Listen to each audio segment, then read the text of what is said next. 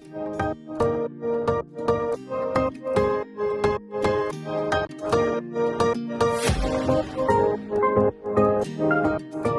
my beautiful friends. It's Amanda here, and Happy New Year. Today, I'm going to share with you my top favorite palettes from 2024. This is a video that I agonize over. I write and rewrite my list. I rank and re-rank my palettes, basically starting in September. Is that a little dramatic? Maybe. Eyeshadow palettes are most definitely my favorite type of product to purchase, to review, to take photos of. It's just all around the most exciting category for me, and that's why I always save it for last as far as my end of the year videos go. Said this in my best of the year video that I posted previously. This was a really good makeup year. I try a lot of products. Obviously, it's my job to review makeup, and I had very few duds this year. I'm going to show you close-ups and swatches of all of my top palettes that I'm ranking today. But keep in mind that almost all of these have dedicated reviews with tutorials, comparisons, brush swatches, maybe swatches in different lighting. So make sure you check the description box to see a more detailed look at each one of these palettes. If anything catches your eye, make sure you check in the description because there's going to be some more info for you there. So let's get down to it, the exciting time that I have been anticipating and dreading at the same time because I hate committing to a ranking, but it has to be done. So let's start with palette number 20 on my list. In spot number 20 is the Gourmand Girls Frozen Kiss palette. Now, this might be a surprising choice for me for a few reasons. Not only is this palette very new in my collection, but it also has a lot of bluish shades, a lot of lighter, more pastel type of shades that aren't usually my personal favorite types of colors to wear, but the purples in here and the silvery shades really draw me in, and I like to pair those types of colors with blues. Plus, this palette isn't really as blue heavy as it looks in the pan. There's really only like 3 blue shades in here.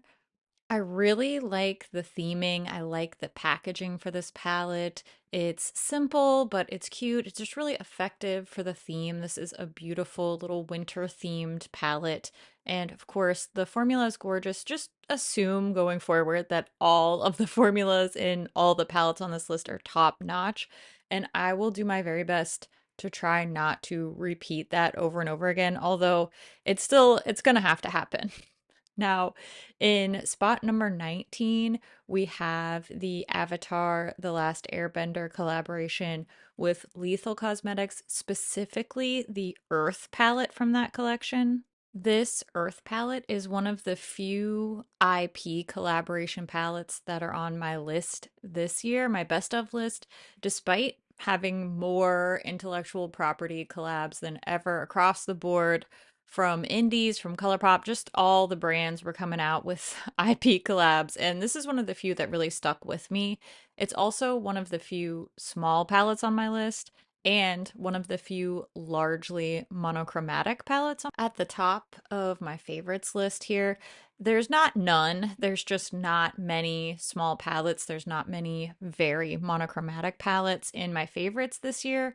And in that regard, I think that this little Lethal Earth palette is definitely a standout. In 18th place, we have another Gourmand Girls palette. This one is the Peach Perfect palette. And I think a lot of people wanted more peach from this palette.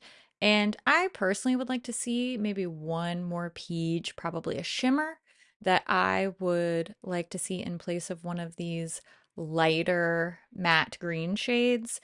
I think a super deep orangey or corally peach shimmer, maybe with like a little gold shift, would honestly bump this palette up a bit in my estimation.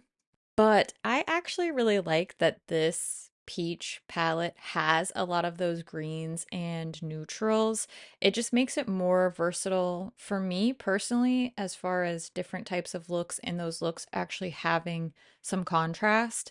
And I mean, green is one of my favorite eyeshadow colors, so I can understand the criticism that this peach palette isn't peach enough, but I selfishly like all of the greens in here. I actually kind of wish there was another mid-toned green shimmer.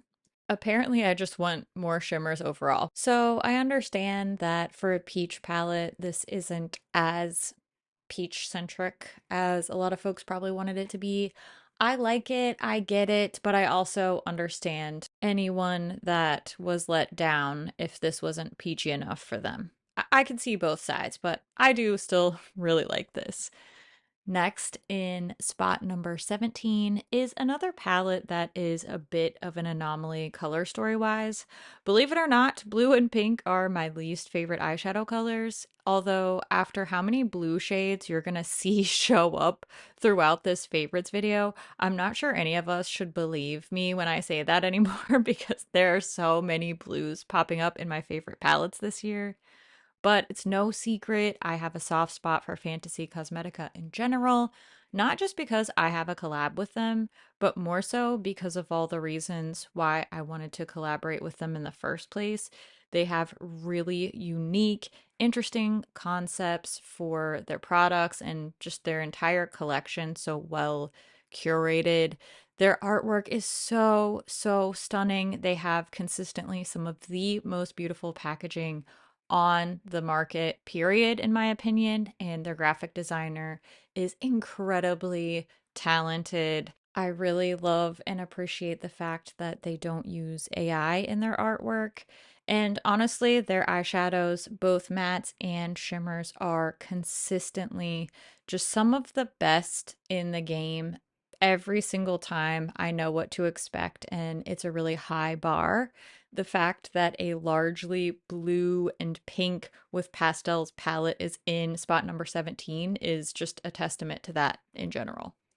Next up, we have the Archeo palette from Cleona. This is one of the most expensive palettes on my list, if not the most expensive palette on my list this year. This one comes in at just over 70 US dollars, and I believe this one's on pre-order now. I do have a discount code for this palette though. Check the description box because anything I have a discount code or an affiliate code or anything, I will list that down in the description. Some of these indie palettes can be quite pricey.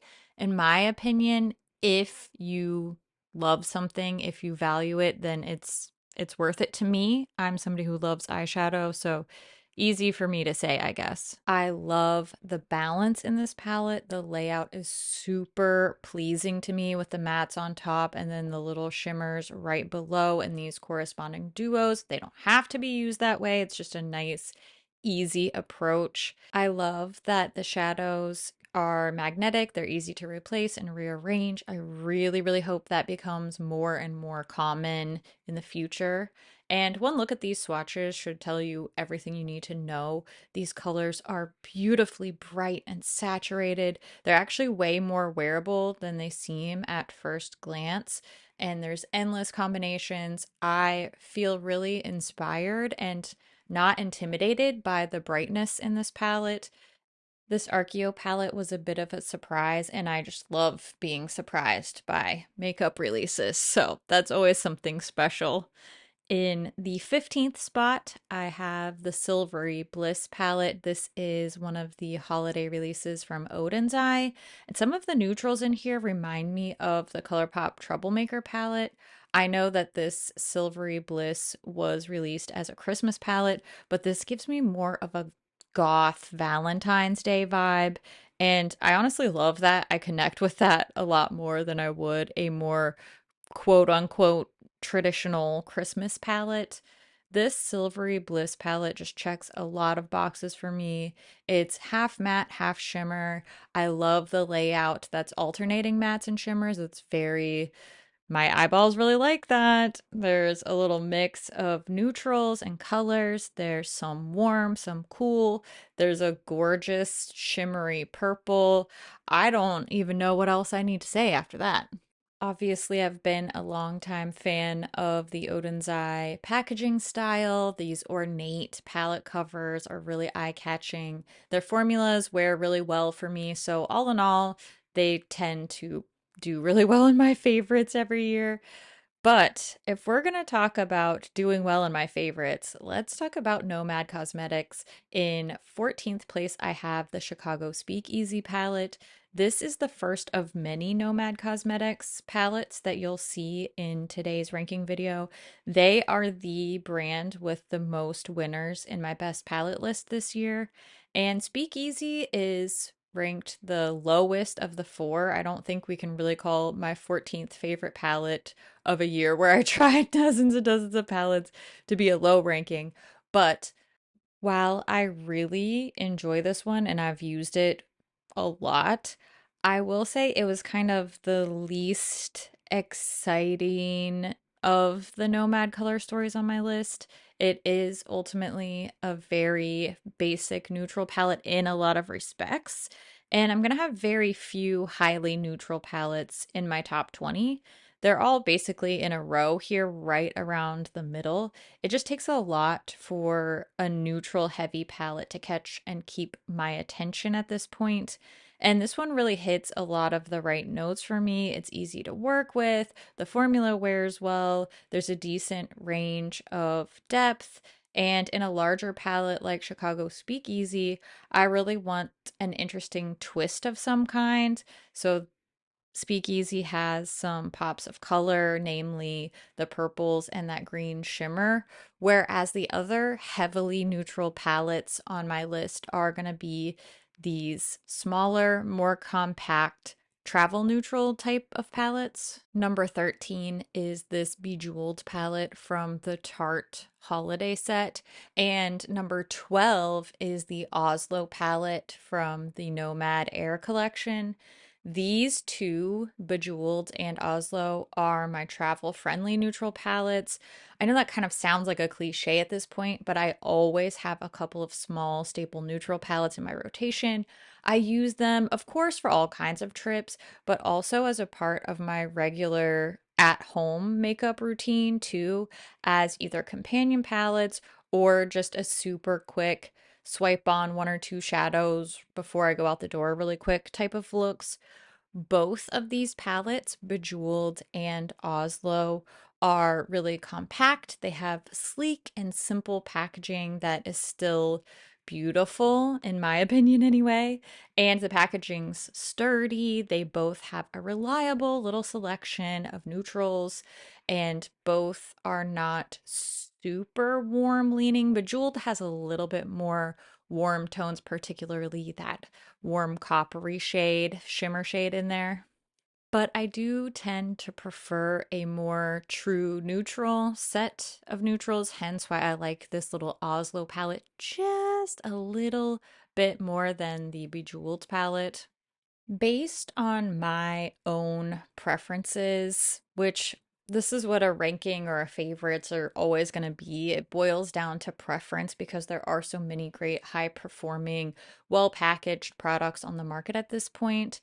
My desire is to be delighted and surprised by an eyeshadow palette, so I can't imagine a little curated little staple neutral palette like this or like Bejeweled really cracking into the top of the top on my best list, but I also can't imagine a best list year without any of this type of palette. Hopefully that makes sense. Like if we were playing air quotes kiss, marry, kill, I would marry these palettes, but I wouldn't kiss them, if you know what I'm saying. If you're picking up what I'm putting down, it just doesn't get me going quite as much. Let's shift gears dramatically and talk about the Fuji Five Lakes palette from Nomad Cosmetics. This palette is a true work of art. The design is so breathtaking.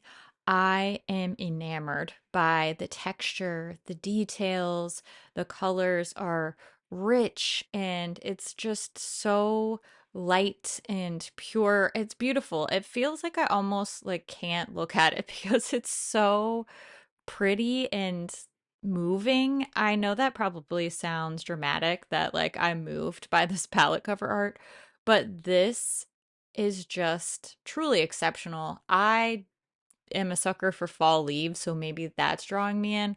but this palette is really so beautiful. It's so functional. The shades that are inside are so perfect for that very artsy palette cover. The way that these shades, particularly the mattes, can be mixed or layered is just so incredibly intelligent. It feels like a study in an art class. It's these primary color paints that can be layered and mixed. I talk a lot on this channel about how I love to mix matte shades. I mean, I specifically designed the mattes in my collab palette to be combined and layered because that is a technique that I love to use so frequently. And these really, really light blue and yellow shades, I basically exclusively use mixed with the other mattes in this palette. I feel like an artist and a painting at the same time when I use the Fuji Five Lakes palette.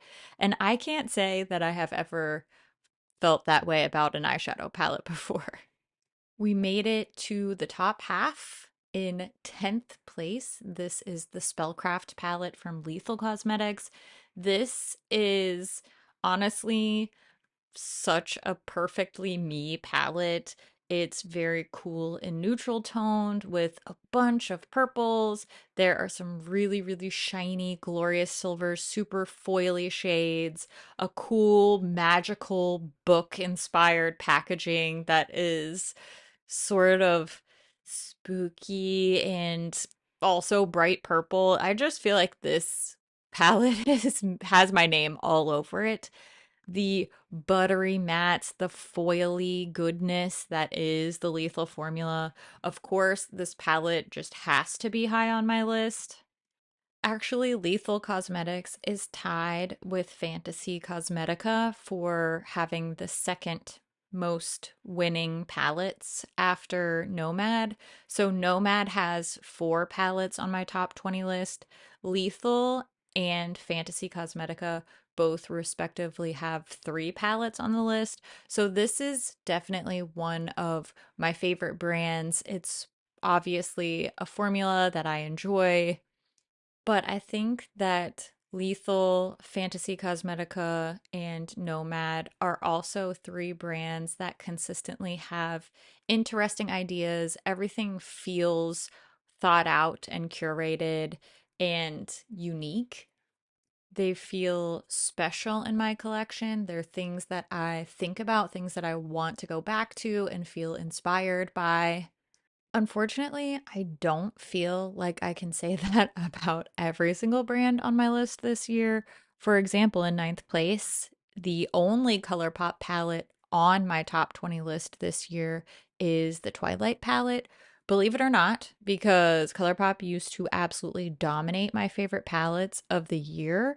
So even I was shocked when I was working on this ranking and felt that Twilight was really the only super intriguing special palette that I loved from ColourPop this year. They had a lot of okay palettes, a lot of this is fine, but I'm not obsessed with it palettes. And honestly, maybe I am blinded by this one because I am a fan of the Twilight movies, particularly the first one I've watched dozens of times. It's one of my comfort movies. So maybe that really pushed this palette up in my estimation. I'll never say that I'm completely unbiased when it comes to reviews because I don't think anybody is. And really, I'm allowed to like this palette because it's Twilight if I want to. So maybe that is helping me boost this palette up a little bit. It's definitely helping me forgive the glitter in here, which tends to be a hard no for me. But there is a very strong leaning towards these cooler, murky, grungy vibes for me in my favorites this year. And I think we saw an overall shift towards or a preference for cooler tones in 2024 across the board, like industry wide. And that's really reflected in my favorites overall. Not this one though. This is the Lovesick palette from Wicked Widow. This is my top ranked small palette. I think anything 9 or below qualifies as a small palette in my brain. And I just really like this cutesy, cheeky little theming with these little tattooed cherubs. Something about this reminds me of the old school, like good old days of Too Faced when they were kind of cheeky and kitschy. And I like that. I love that vibe. I love that I'm getting those feelings from this little palette. It's probably one of the reasons why I gravitate towards this one so much is it just is cute and different and fun. And I love a little bit of fun and whimsy. Don't get me wrong. I love a grungy goth vampire moment all the time. But I also think that a little tongue-in-cheek, pink, sparkly, cutesy, tattooed fat cherub is fun too. You know, I like all kinds of stuff. I have a wide variety of things that bring me joy, and this is one of them. I mean, the shades are interesting, they're easy to use. I get a few fun different eye looks in here. I have a balance of mattes and shimmers. Overall, this just really scratched an itch for me, and I wish that I had a less gross sounding way of describing that. Okay, in spot number 7, I have the Longing palette from Blend Bunny Cosmetics. This is another example of a cool, foggy, murky palette in my favorites. This color story has the same vibes as the Twilight palette, but this one is obviously a lot less shiny and has a lot more depth, so a lot of deeper, darker shades. But don't let the really super deep shades fool you. I do think that they look way too similar in the pans, but the subtleties, once they're swatched, are a lot more apparent. And those subtleties actually feel relevant in this palette, which is not something that I usually can praise a palette for. Having too many similar shades is one of my biggest gripes across the board in my reviews. And I expected that to be a complaint with this palette as well. But I think that this Longing palette really has something interesting to offer in a 24 pan color story. And this palette is heavily matte as well, which is not my preference. I tend to like an even split of mattes and shimmers, and this thing is very, very matte, which is why my sixth place and seventh place eyeshadow palettes really are together in my mind. My sixth place palette is from Adept Cosmetics. It's the Amy Loves palette. And anytime I use this Longing palette, I am pretty much always pairing it with some of the shimmers from the Amy Loves palette. However, I will pair the Amy Loves palette with mattes from other palettes other than this Longing. So I think that's one of the reasons why I ultimately ranked it one spot higher. I also just really love metallic and sparkly shimmers and shiny things in general. So I'm always just mesmerized by this whole palette from the glittery, glitzy packaging and the foily, shimmery, shiny, shifty shadows in here. The mostly matte Longing palette just can't quite capture my little Corvine heart quite as easily as this Amy Loves palette can. It can't be overstated how luscious and velvety the mattes in that Blend Bunny palette are. Their mattes are really beautiful in all of the palettes that I've used. So I think that I like that they leaned into that matte formula in Longing. I don't imagine that many other palettes that were so high percentage of mattes would rank so high for me. But I think now when you see these Amy Loves shimmers, you can see how perfectly these would pair with the mattes in Longing. It's just an inseparable duo, a power couple, if you will. And I think that Longing only came out like a month or so after the Amy Loves palette. And then this number 5 palette was also a springtime release. This is the Mellow Grove palette from Lethal Cosmetics. This palette came out earlier in the year and it had some of the best staying power in my entire collection throughout 2024.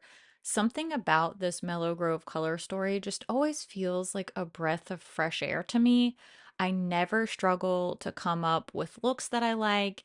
And this one palette is also really easy to use as a companion for almost any other color story that's on this list. The Mellow Grove palette just has a perfect balance between being neutral and being colorful. Ultimately, there are some neutral colors, some colorful neutrals, and that probably sounds like it doesn't make any sense, but I think when you see these shades, you'll kind of see what I mean. At least, hopefully, you will. But ultimately, this is just such a really pretty, easy breezy, reliable, but yet not boring palette. And I think that's why I keep going back to this one. All right, top four. Are you ready for another Fantasy Cosmetica palette? This is the Harvest of Souls palette. And I have a feeling that this one in particular is going to be in the top few spots of a lot of people's favorites this year. And I think that's absolutely well deserved. All of the previous praise that I heaped onto Fantasy Cosmetica in the Cradled in Ice segment applies here. Unique and interesting concepts, some of the most beautiful artwork that you can buy on a palette, period. And also just incredible formulas, thoughtful curation of shades. Their releases always feel new and fresh to me in a makeup landscape where I feel like I've seen everything. Obviously, I truly haven't seen everything, but I am coming up on close to 10 years of very heavily reviewing makeup every year. And so I just feel like a lot of things don't feel fresh or unique to me anymore. And Fantasy Cosmetica has a way of giving me that feeling time after time. These colors are bold, but they don't feel intimidating to me. They don't feel unapproachable. And again, they're giving me a lot of blue and they're making me love it. Yet again, so much blue, even some bright pink in this one. I don't know what else to say other than I just really enjoy Fantasy Cosmetica. I think that this Harvest of Souls palette is one of their best palettes to date. I can't wait to see what they bring us in 2025. I know they are going to knock my socks off, keep me captivated, and probably be sitting atop my favorites list again next year. Are you ready for even more blue eyeshadows in my top three? The bronze medalist for 2024 comes from Odin's Eye. This is the Moon Wish palette. And I think this palette is actually a lot more purple than blue, at least in my eyes. But I think the background art on the background of this palette behind the pans kind of tricks us into thinking that there's more blue in this palette than there actually is. As you probably already know, Odin's Eye is another one of my favorite brands, particularly for their eyeshadow. You probably have also already figured out that I absolutely love a celestial theme. This one is celestial and magical and stars and moons and shiny and purple. And I like this actually for a lot of the same reasons that I like the Spellcraft palette from Lethal. But this Moonwish palette is just a brighter, bubblier, more like sunshiny vibe version. So they really could be two sides of the same coin. And I think that this one ranked a bit higher, partly just because I've had it in my collection for longer than the Spellcraft palette. Speaking of having a palette for a long time, how about the fact that this New Zealand stargazing palette from Nomad Cosmetics is in the second place spot on my ranking, and it was the very first palette I reviewed in 2024. Now, I did do one palette video before this one, but it was a build your own palette that I did inspired by a book cover. So this was the first like true palette review that I did in the year. And it has stayed with me and consistently been one of my favorites. It's almost like the measuring stick that I used for all the other palettes that came out this year. And I truly think that this is just a smash hit palette. We've got the magical starry theme, which we've already covered.